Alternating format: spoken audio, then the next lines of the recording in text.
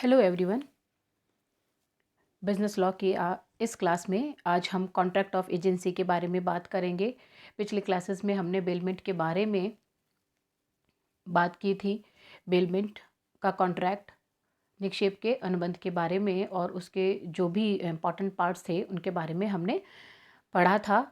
आज इस क्लास में हम कॉन्ट्रैक्ट ऑफ एजेंसी के अनुबंध के बारे में बात करने वाले हैं। जहाँ तक मैं समझती हूँ, एजेंसी वर्ड हमारे लिए नया नहीं है। हम इसके बारे में हमारी रूटीन लाइफ में रोज़ सुनते ही रहते हैं। एजेंसी क्यों ली जाती है? एक पर्सन को एजेंट क्यों बनाया जाता है? क्यों किसी दूसरी पार्टी को एजेंट बनाने की ज़रूरत होती है? शायद इसी ज़रूरत के लिए, इसी रिक्वायरमेंट के लिए दो पार्टीज़ के बीच में एजेंसी के कॉन्ट्रैक्ट को किया जाता है। जैसा कि हम सभी जानते हैं कि एक मॉडर्न बिजनेस में जो ऑनर है वह सारे काम खुद नहीं कर सकता है। उसके पास लिमिट में टाइम होता है, लेकिन काम बहुत होते हैं। कुछ काम ऐसे होते हैं जो उसे खुद को ही करने पड़ते हैं, वह किसी और को हैंडओवर नहीं कर सकता। लेकिन कुछ काम ऐसे होते हैं जो वह किसी और को दे सकता है, किसी और के थ्रू करवा सकता है। तो एजेंट की नियुक्ति करना आज के इस मॉडर्न टाइम में एक रिक्वायरमेंट हो गया है, बहुत ही ज़रूरी हो गया है। क्योंकि कोई भी पार्टी अपना सारा काम खुद नहीं कर सकती है और एक टाइम के बाद में, एक लिमिट के बाद में उसे किसी दूसरी पार्टी से वो काम करवाने ही होते हैं। तो एजेंट की नियुक्ति करने से एजेंट नियुक्त करने वाला और एजेंट के बीच एक स्पेशल रिलेशनशिप एस्टेब्लिश होती है, एक विशेष संबंध स्थापित हो जाता है। इस चैप्टर में हम एजेंसी क्या होती है, उसके एसेंशियल एलिमेंट कौन कौन से हैं, एजेंट कौन बना सकता है, कौन एजेंट बन सकता है, इन सभी के बारे में पढ़ने वाले हैं। तो सबसे पहले डिफिनेशन ऑफ एजेंसी, एजेंसी वास्तव में है क्या? एजेंसी की परिभाषा इंडियन कॉन्ट्रैक्ट एक्ट में कहाँ दी गई है और किस तरीके से दी गई है। तो फर्स्ट ऑफ ऑल हम जनरल वर्ड्स की बात करते हैं। सामान्य भाषा में एजेंसी क्या होती है? एजेंट और प्रधान के बीच जो रिलेशनशिप होती है, यानी the relationship between the agent and the principal is called agency. Agent और उसके प्रिंसिपल के बीच में जो संबंध होता है उसे हम एजेंसी कहते हैं। When a principal employs any other person to perform his legal acts and authorize him to establish legal relationship with the third person or the party, the contractual relations existing between the principal and the agent are termed agency।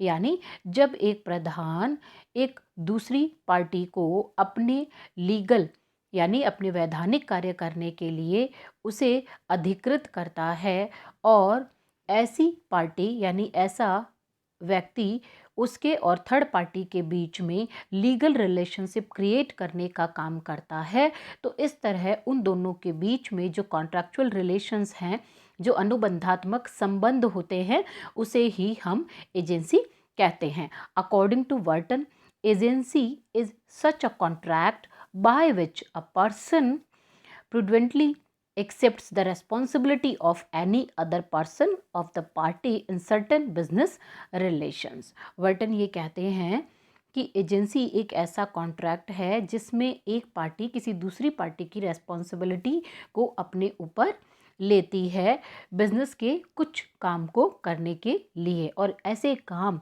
Principal खुद उसे देता है। सिर्फ उसे वही काम करने होते हैं, वह अपनी मर्जी से कुछ भी नहीं कर सकता है। इसी तरीके से अकॉर्डिंग टू इंग्लिश लॉ में एजेंसी की जो डिफिनेशन दी गई है वो इस तरीके से है। Contract of agency is such a contract in which a person is appointed by another person to deal the third party.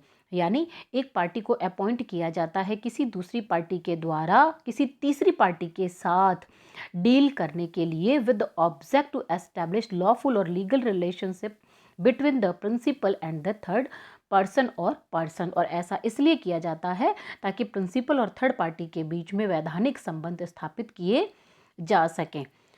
इस तरह से हम ये कह सकते हैं कि the legal relation created between the principal and the agent as a result of appointment of legal by his principal are known as agency. यानी एजेंसी एजेंट और प्रधान के बीच का एक रिलेशन है, एक संबंध है, जिसका जन्म या जिसका क्रिएशन एक्सप्रेस और एम्प्लाइड एग्रीमेंट के द्वारा होता है, जिसके द्वारा प्रिंसिपल एजेंट को अपनी ओर से अदर पार्टीज के साथ व्यवहारों में या डील में उसका रिप्रेजेंटेशन करने के लिए, उसका प्रतिनिधित्व करने के लिए तथा अन्य पक्षकारों के साथ अपना यानी प्रिंसिपल का अनुबंधात्मक संबंध कॉन्ट्रैक्चुअल रिलेशनशिप बनाने के लिए वह उसे ऑथोराइज्ड करता है, अधिकृत करता है। यानी एजेंसी एक इस तरह का रिलेशनशिप है एजेंट और प्रिंसिपल के बीच में, जिसमें प्रिंसिपल एजेंट को अपॉइंट करता है थर्ड पार्टीज के साथ लीगल रिलेशनशिप क्रिएट करने के लिए। Essential elements of agency. Agency के आवश्यक तत्व कौन कौन से होते हैं, यानी जो डेफिनेशन हमने अभी पढ़ी है उस डेफिनेशन का एनालिसिस करने के बाद में या उसको पढ़ने के बाद में हमें एजेंसी के कौन कौन से आवश्यक तत्व नज़र आते हैं। तो सबसे पहले पॉइंट नंबर 1 की बात करते हैं, नंबर ऑफ पार्टीज यानी पक्षकारों की संख्या। एजेंसी के कॉन्ट्रैक्ट में पक्षकारों की संख्या 2 होती है, जिसमें एक एजेंट होता है और दूसरा प्रिंसिपल होता है। पॉइंट नंबर 2, एग्रीमेंट यानी ठहराव। एजेंसी का क्रिएशन या एजेंसी का बनना ठहराव के बिना नहीं हो सकता है, एग्रीमेंट से ही एजेंसी का जन्म होता है। एजेंट और प्रधान के बीच में लीगल रिलेशनशिप क्रिएट होती है। इसके लिए किसी अनुबंध का होना अनिवार्य नहीं, इसलिए अवयस्क व्यक्ति भी एजेंट बन सकता है। कहने का मतलब ये है कि एजेंसी के कॉन्ट्रैक्ट में प्रिंसिपल में तो कॉन्ट्रैक्चुअल कैपेसिटी का होना ज़रूरी है, लेकिन एजेंट में ऐसा हो ये ज़रूरी नहीं है, क्योंकि अल्टीमेटली जो रिस्पॉन्सिबिलिटी होती है वो प्रिंसिपल की ही रहती है और एजेंट वही काम करता है जो प्रिंसिपल उसे करने के लिए कहता है। Next point, eligibility of the principal. प्रधान में योग्यता का होना या प्रधान के अनुबंध करने की क्षमता। एजेंसी के ठहराव में प्रधान में अनुबंध करने की क्षमता का होना या एलिजिबिलिटी का होना ज़रूरी है। एजेंट में ऐसी एलिजिबिलिटी हो यह ज़रूरी नहीं है। नेक्स्ट पॉइंट, फिडुशियरी रिलेशनशिप, विश्वास का संबंध। एजेंट और प्रधान दोनों के बीच में विश्वास का संबंध पाया जाता है। प्रधान को उस पर भरोसा होता है, वह उस पर ट्रस्ट करता है, इसीलिए वह उसे अपना एजेंट बनाता है।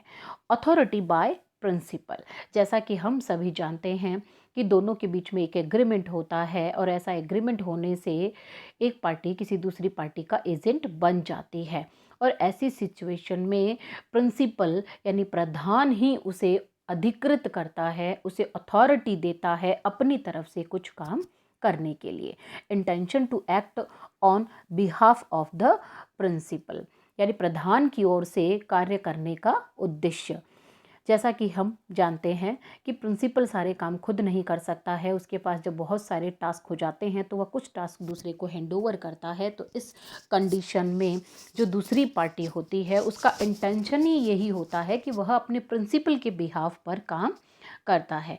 Eligibility of the agent, agent की योग्यता, जैसे कि मैंने आपको अभी 3rd नंबर पॉइंट में ये बताया कि प्रिंसिपल में कॉन्ट्रैक्चुअल कैपेसिटी का होना ज़रूरी है, प्रधान में अनुबंधात्मक क्षमता का होना ज़रूरी है, जबकि एजेंट में ऐसी क्षमता हो ऐसा ज़रूरी नहीं है। और इसका कारण ये है कि अल्टीमेटली जो रेस्पॉन्सिबिलिटी होती है या जो अंतिम दायित्व होता है एजेंट ने जो भी काम किए हैं उनका, वो प्रधान का ही रहता है। Next point, consideration not necessary.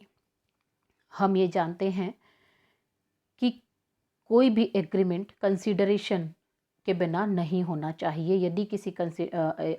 यदि किसी एग्रीमेंट में कंसिडरेशन नहीं है तो वह व्यर्थ ठहराव माना जाता है। लेकिन एजेंसी का अनुबंध, या हम ये भी कह सकते हैं कि एजेंसी में कंसीडरेशन न हो तो भी चलता है, यानी कोई पार्टी किसी दूसरी पार्टी के बिहाफ पर एज एन एजेंट काम कर सकती है, लेकिन उसके लिए वो कंसीडरेशन ले ज़रूरी नहीं है। विदाउट कंसिडरेशन भी एजेंसी के कॉन्ट्रैक्ट लीगल माने जाते हैं, वैलिड माने जाते हैं और एनफोर्सिएबल भी कहे जा सकते हैं। Next point, responsibility towards principal. प्रधान के विरुद्ध दायित्व, जैसा कि हमें ये पता है कि प्रिंसिपल उसे कुछ काम करने के लिए ऑथोराइज्ड करता है। जब वो उसे ऑथोराइज्ड करता है तो एजेंट उसकी तरफ से काम करता है, लेकिन जो रिस्पॉन्सिबिलिटी होती है, जो उत्तरदायित्व होता है, उस काम की जो जिम्मेदारी होती है वह प्रधान की ही रहती है, एजेंट की नहीं रहती है। एजेंट का काम सिर्फ और सिर्फ उसके द्वारा बताए गए काम को करना होता है। जितने इंस्ट्रक्शंस, जितने निर्देश प्रिंसिपल से मिलते हैं उसके मुताबिक उसे काम करना होता है। Next point, act of the agent is act of the principal. Agent के द्वारा किए गए काम प्रधान की तरफ से किए गए काम की तरह ही माने जाते हैं, क्योंकि कुछ काम ऐसे हैं जो प्रिंसिपल भी कर सकता है और एजेंट भी कर सकता है। क्योंकि प्रिंसिपल ने वो काम करने के लिए उसे परमिशन दी है, उसे अधिकृत किया है, उसे स्वीकार किया है, तो इस कंडीशन में जितने काम एजेंट करेगा ठीक वैसे ही माने जाएंगे जैसे वो प्रिंसिपल की ओर से किए गए हैं। Next and last point, essential of a valid contract. Agency के कॉन्ट्रैक्ट में भी, एक वैलिड कॉन्ट्रैक्ट में जितने आवश्यक तत्व की रिक्वायरमेंट होती है उतने होने ज़रूरी हैं। तो ये कुछ पॉइंट्स थे जो मैंने आपके सामने रखे कि एक एजेंसी के एसेंशियल एलिमेंट्स कौन कौन से होते हैं। मैं उम्मीद करती हूँ कि आपको जितना मैंने आज बताया है एजेंसी की परिभाषा और इसके आवश्यक तत्व आपने अच्छे से समझ लिए होंगे। नेक्स्ट क्लास में हम इसके इम्पॉर्टेंट पार्ट के बारे में बात करेंगे कि एजेंट कौन बना सकता है, एजेंट की नियुक्ति कौन कर सकता है और कौन व्यक्ति एजेंट बन सकता है। हम इसके बारे में बात करेंगे। तब तक के लिए थैंक यू।